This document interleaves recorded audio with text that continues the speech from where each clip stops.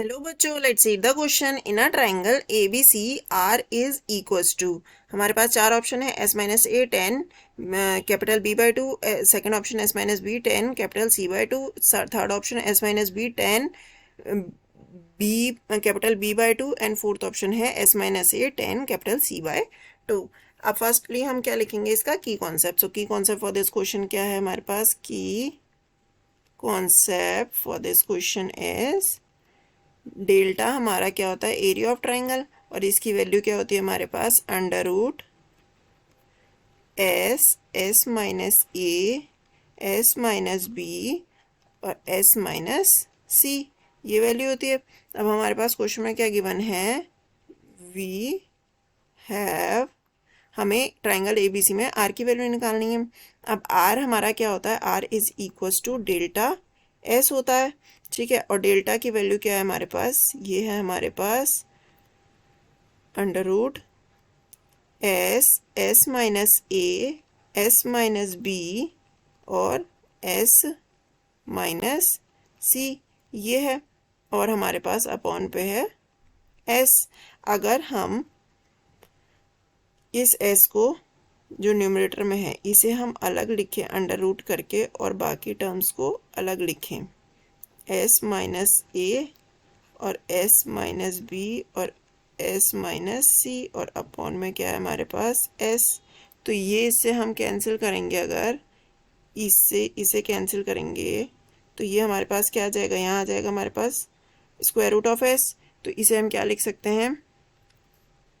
यहाँ हमारे पास आ जाएगा, फिर हम होल का अंडर रूट कर सकते हैं क्योंकि ऊपर वाला अंडर रूट एस तो कैंसिल हो गया। तो ये हमारे पास आ जाएगा s minus a, s minus b और एस माइनस सी, ये हो जाएगा। और यहाँ पे कितना आ जाएगा हमारे पास? एस।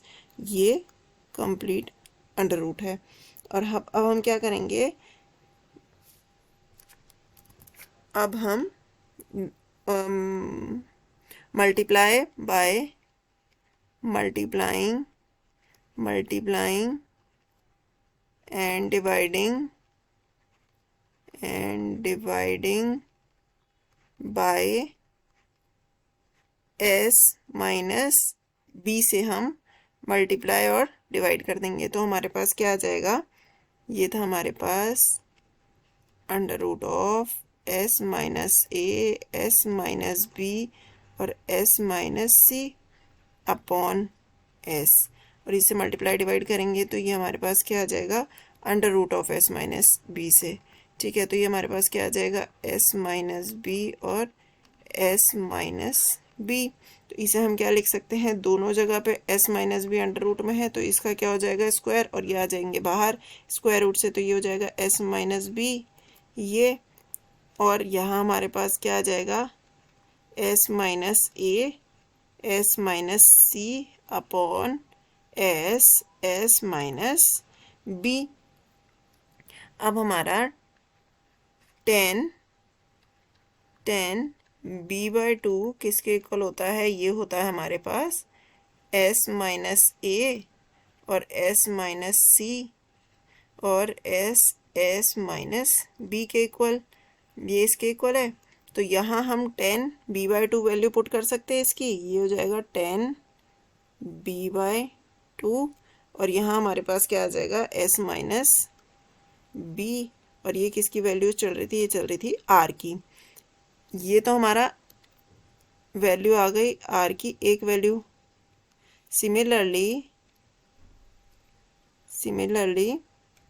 हमारे पास आर किसके इक्वल होगा? S minus a 10 half of angle A by 2 के, और आर किसके इक्वल होगा?